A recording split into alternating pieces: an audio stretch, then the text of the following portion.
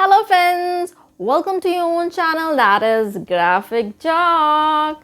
So friends, आज मैं आप लोगों के लिए लेकर आई हूँ एक बहुत important topic and that is how to handle rejection with ease in graphic designing or as a graphic designer.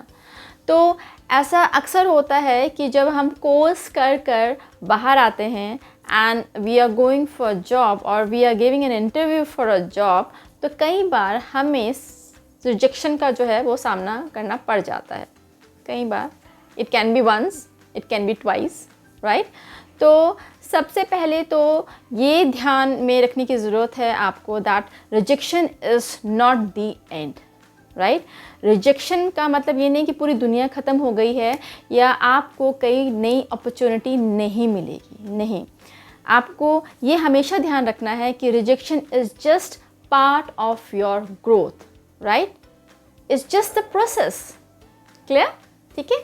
दूसरा जो आपको बहुत ज़्यादा जो है ज़रूरी है दैट इज़ कि आपको ये पता होना चाहिए कि आप कहाँ रिजेक्ट हुए हैं, किस वजह से रिजेक्ट हुए हैं, वो कौन सा ऐसा सेक्शन था डिज़ाइनिंग में जहाँ पर आप रह गए या आप चूक गए. क्लियर? ठीक है. Because most of the time ऐसा होता है कि आप कहीं पर इंटरव्यू देने गए और आपने बेस्ट इंटरव्यू दिया है, बेस्ट टेस्ट दिया है, लेकिन you are not selected, right. तो इट्स क्वाइट सिंपल कि that you are lacking somewhere. Clear? ठीक है ना. तो फॉर एग्जाम्पल मैं इसको थोड़ा सा ईजी वे में समझाती हूँ. जैसे कि कभी कभी क्या होता है कि ये ज़रूरी नहीं है कि अगर आप एक ग्राफिक डिज़ाइनर हैं तो you are the masters of all. नहीं, ऐसा ज़रूरी नहीं है. हो सकता है कि किसी का जो है लेआउट पार्ट वीक हो. ठीक है, you are not good at layout designing. ठीक है ना.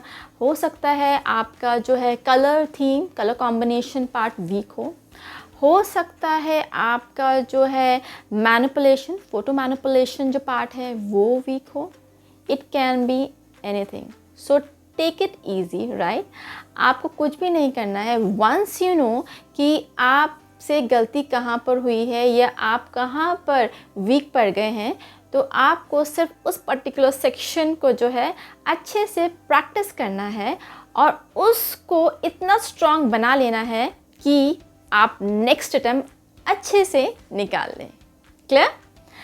नाउ इसके साथ साथ आपको जो और चीज़ें करनी है एंड आपको ध्यान में रखना है that is you have to keep searching for new opportunities as well.